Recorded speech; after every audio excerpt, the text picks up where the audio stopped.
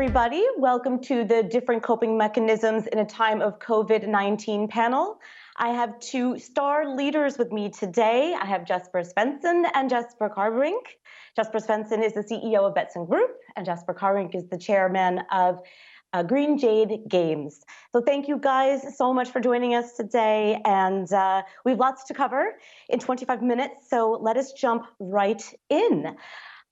We know that innovation, always a big topic in the online gambling industry, but during a time of COVID-19, which is new for everyone in the world, I wanted to get your thoughts on what's happening right now with innovation in the online gambling world. Are we seeing more of it or are we seeing less of it?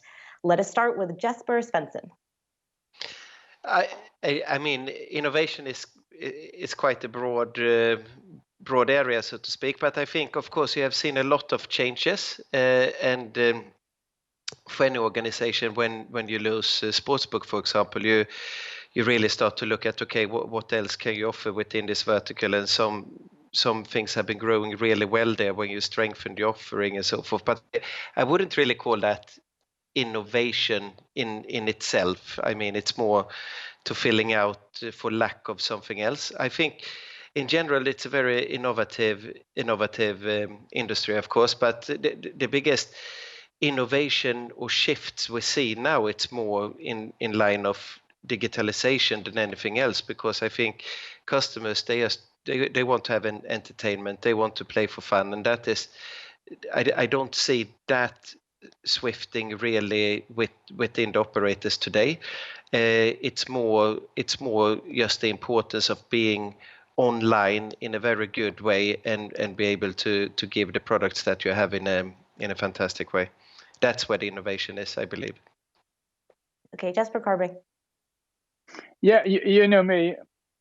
I have a very strong opinion on the word innovation. Yeah. Yes. No. So we the industry has done a lot of clever and smart decisions, but as Jesper is saying here, I wouldn't call it innovation. I mean, we coped with changing everything super fast, but innovation is groundbreaking or disruptive, and we haven't seen these things, and they're not coming just because of COVID-19. They might come because people have had more time, but we haven't seen it yet. Yeah, it's an interesting topic. A lot of good, clever decisions.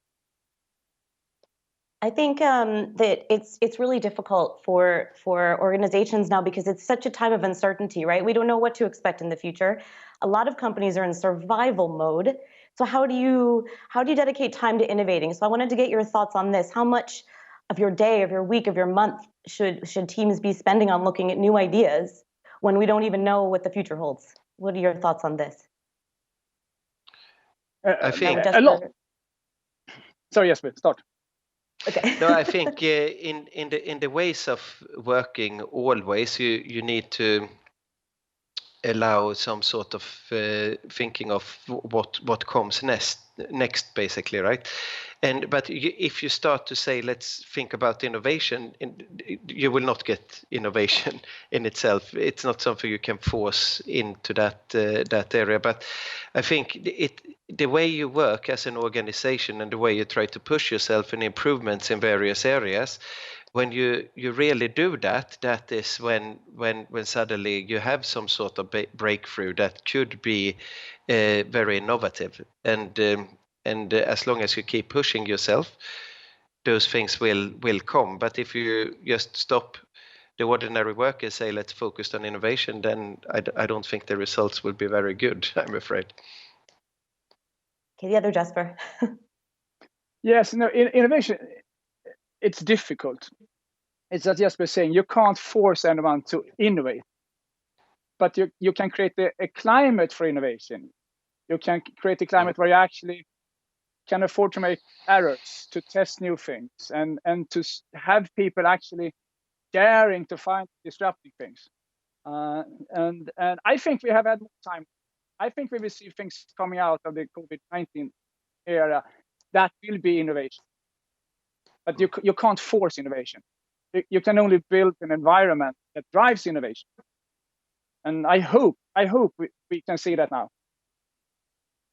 Okay, very good. And I know that I've heard a lot of people say that some of the regulations that are coming out these days in a reaction to COVID-19 are more strict. I don't know what else is to follow. We shall see. But what are your thoughts on some of these stricter regulations that different jurisdictions are putting out, such as Sweden, such as the UKGC? And how is this impacting your business? How are you going to deal with this?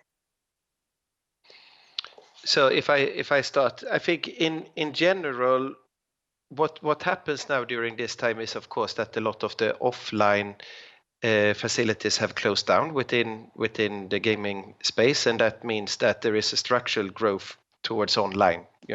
So that is just being speeded up. So it's natural that you see in some countries that it's increasing on the online side, which in general I believe is of course a very good thing, a very natural thing. So I don't think, I mean, regulators also need to understand that gaming overall, probably including online and offline, is not growing to that degree, and that companies really, you have to be smart as a regulator here, because if you want to have a good regulation, which means good canalization of actually companies playing within your framework, paying tax to you, you need to make that attractive enough to keep away the ones that don't want to have a license within that framework. And if you're too strict, or if you in some countries, for example, Latvia, that just closed down and revoke the gaming licenses, what that means is that it doesn't mean that players stop to gamble. Not at all. They just find other places to do that. And then they will not do that within the game work. So then the regulated companies, they are losing out, and the regulator is losing out. So the balance has to be better in some countries. And also regulated companies in general really do care about player protection.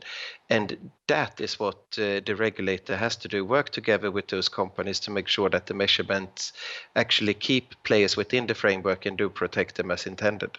Okay, very good. And Jesper Kärrbrink, I know you have quite a lot of thoughts on this subject. So if you could just add your thoughts, that'd be great. Yeah, sure. I mean, what Jesper said there is 100% correct. But I can be a bit more less diplomatic and just say that what the politicians are supposing now in a lot of countries is actually stupid. We all know this because we have the data. We know what happens when you try to regulate too hard. They are right now destroying a functional system with canalization. We also know that all the players that they try to protect are the players that they are not protecting now. These are the players that they push into the black market. So imposing more regulations just on a whim, it's not the way that the regulator should work. We know this. This is a bad thing. Honestly, it's a bad thing. It's a stupid thing to say it straight out. And yeah, I can go on forever. I mean, look at Sweden. They say that gaming has gone up. No, the only thing that's actually increased is horse racing. And that's one of the few things that does not have any further implications or further restrictions. So this is it's a political whim. It's unfortunate that this is the way it is today. It's Pyrrhus victories, and you try to solve a problem by creating a much larger problem further down the line. We see it everywhere, not only in gambling, but in this particular case. Sorry to say, it's stupid. Yeah, I mean, the gambling industry in general really is very good about making sure our players are gambling safely. I know, Jesper, you and I talked about the Mr. Green tool way back when, and I see that advertised on TV here in the UK. So congrats on that. Thank you. But sorry. One thing that could be a good thing. The more regulations and the more restriction that is pushed on this industry, the smarter we have to be. And so it actually increases our creativity and could also drive some innovation. So try to find something good coming out of this. It could perhaps potentially be a good thing as well. But as a political response to gaming during COVID-19, it's bad. Well, we like the silver lining, Jesper. Thank you. And I know a big issue for everybody right now is communication, to players, to partners, to your team. because we're not traveling. A lot of us are not going into the office still. We don't have actual in-person conferences right now. So I wanted to hear from both of you how you're managing this communication issue. Obviously, we have calls and Zoom calls and things like this, but maybe even on a deeper level, how do you handle having meaningful conversations with all of the above in a world of COVID-19? And we'll start with Jesper Kärrbrink this time. For me, it's simple. I mean, we are a 5-man band, and I'm chairman in 3 other companies. So basically, my audience is the CEO in that company.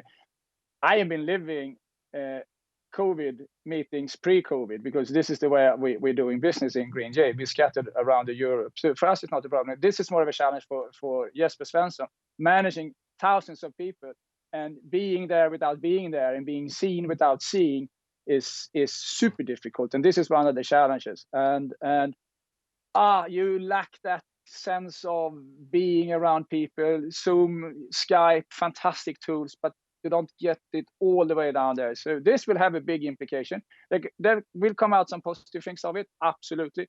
But it over time, it will be stressful for managers not meeting their peers. And being present is so key. Yeah, please, Jesper, Svensson, add. Yeah. And also, I think in times like this, it's better to really communicate more than less, so to speak, and try to repeat your messages over and over in the various channels. And there is a lot of questioning going on. You know, it's a very uncertain time, you know, globally, and of course for many companies that is uncertain times as well, and that adds additional pressure to be clear. You have to be very, very clear in your communication, and it's also okay to say that you don't know. You know, you say what you know, and you keep regularly to follow up and make sure that you are visible in the communication. You need to work with all the managers across your offices to make sure that everything is followed, also in relation to what are the local guidelines that applies for those countries. So it's not an easy task, but I think it has been going surprisingly well, I have to say, during this time. And I also think we are, despite the limitations we were speaking about before, we are incredibly fortunate, all of us, to be working in this fantastic industry, which is online gaming. That is really the future. We have proven that we are incredibly sustainable in a time like this. This is sustainability. You know, the digitalization is being speeded up, and we are in the right space. We are in online, basically. So when a lot of industries are going downwards, we are able to maintain some sort of levels. And I'm not speaking for everyone now, of course I'm not, because there are also many companies that have a big offline presence that are severely impacted by this as well, a lot that have online and offline. But the online side has proven to be very, very strong and sustainable. So I think there's also in a company like ours that is 97% online, it has also been good to really communicate that, listen, we are doing okay in this time, and that reassures people also that things are okay, and you keep repeating that, and you get people to drive forward. But communicate more than less is definitely key in this situation. Very, very good. You do make a great point that this industry is so resilient. We've been through UEGA, we've been through Black Friday, lots of things. So we'll keep on going. So this industry also, we're very big on travel. It's a global industry. Many executives such as yourselves have been on airplanes for more hours than God knows. There's a lot of big offices, lots of money spent on big offices. And well, now that we know that we're able to succeed in our jobs from home, from having meetings remotely, I wanted to hear from you as to what do you think moving forward is going to be your strategy? Are you going to keep people at home? Are they going to be back in the office? Are you going to jump back on the plane? What do you think? And we will start. You're smiling, Jesper Svensson, so you can start. Yeah. Me? I start. Okay. Go ahead. Yeah. I think, you know, we have been also studying a lot, in regards to efficiency and working from home and what it really means for the output of an organization. And there seems to be like some sort of big difference that is happening when you reach around 500 employees. That is when the complexity reach a certain level where it's very hard to keep that remotely. For smaller companies, it can be easier to keep up with it, but for bigger companies, the office will have a more important space. But I think what will happen in this period of time is that you will have to be more flexible going forward.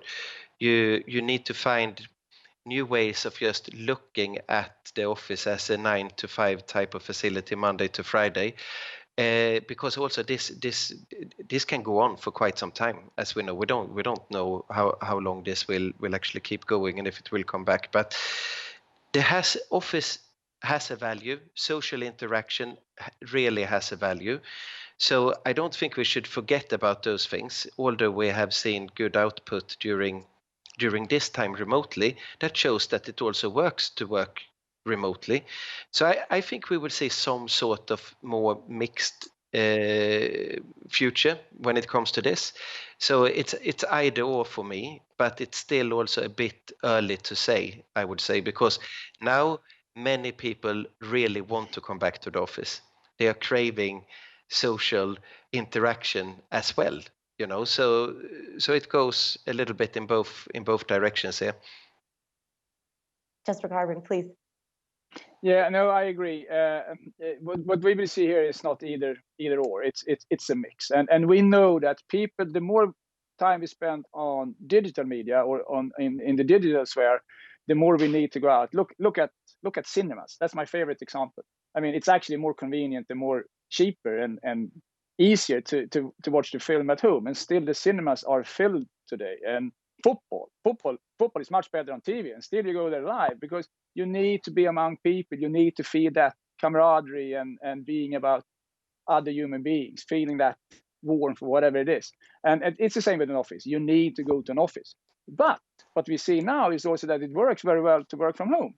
And I even get a bit more efficient being at home because all that social interactions that I need, I don't have, and I spend that on working instead. So I think a mix will be absolutely the way going forward.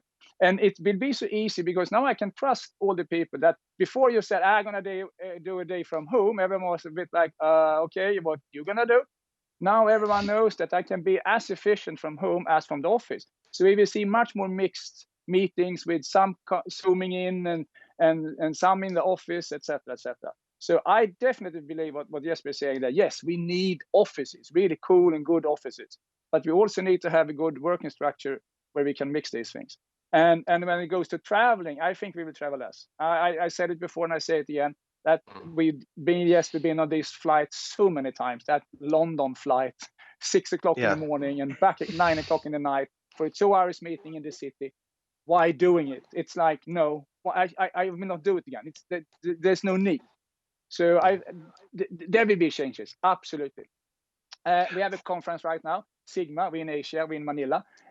Well, of course, we would like to have been in Manila, meeting people, greeting people, having dinners and things like that. This is good. This is really, really good. And if I, for some reason, couldn't go to Manila, I hope they broadcast it so I can see this brilliant people talking about the issues and the problems. But I also want to go there. So it's going to be a mix, 100% a mix. Very, very good. And if I could get another prediction from both of you, when it comes to consolidation, this was something that was happening pre-COVID. Wondering what your guys' thoughts are on how the pandemic is going to impact the trend that we were seeing before of consolidation. What do you guys think? Jesper, oh, sorry, Jesper Svensson. So, okay, I started, but I think you know what? Of course, there will be a continuation of this happening, and it will speed it up in some areas. But there is also a valuation question that is happening now, because discussions around the value on this and the impact of this can also make some negotiations go on a little bit longer. so to speak. But sport is gonna come back, activity is gonna come back, and right now I think that we will see more companies looking to buy other companies if they have the financial strength to do so, and if people are then also to accept the new conditions on the seller side. But ultimately, yes, it's a continuation, and it's not going to slow it down. That's my prediction. No, yeah.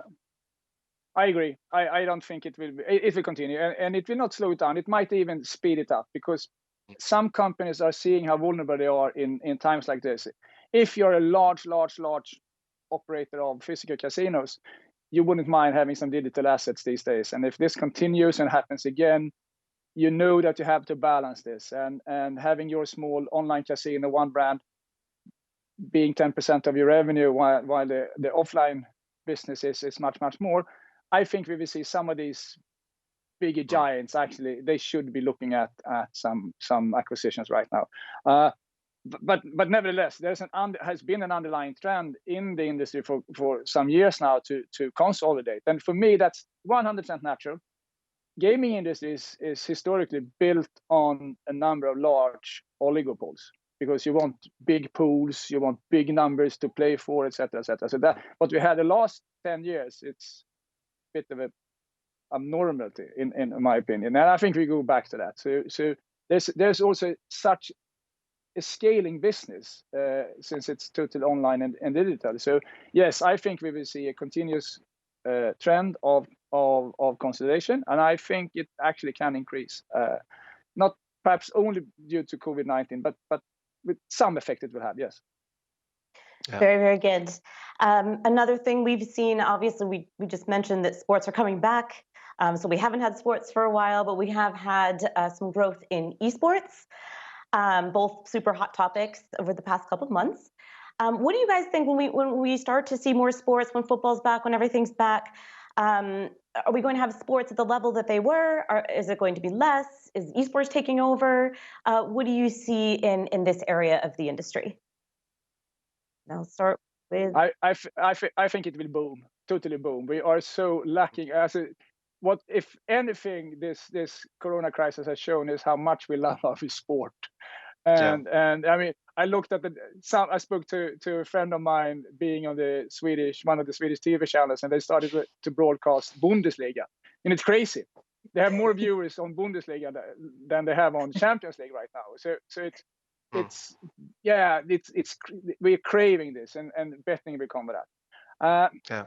I have found it very, very interesting to see how esport has popped up, and for me it's an amazing, it's a fantastic sport to watch and also to bet on. And what we have is a shift in generations.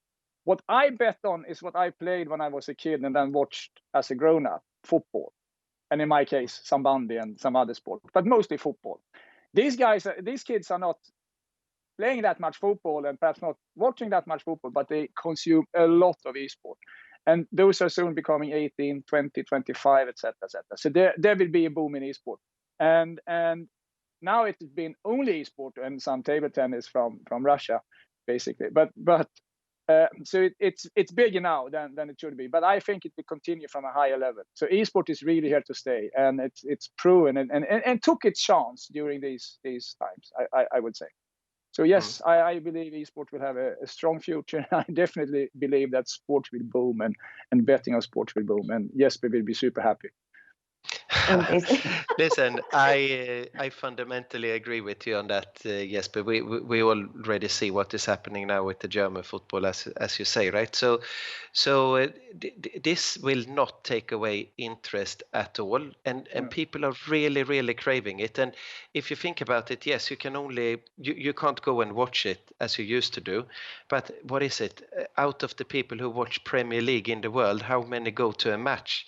I mean, 98% or 99% is still only watching it on TV, regardless in the global sense of things, though. So right now, Germany was first out, and it's gonna increase the popularity of that league to a level that it was not before. People are reading on to clubs that they were not interested in before, just because they love football. And that will never go away. So I also think it will be good when everything come back. It will be even a higher level. Amazing. Well, a nice positive note to conclude our panel on. Thank you so much, both Jespers, and a big thank you to SiGMA Asia for bringing us all together today. Thank you so much.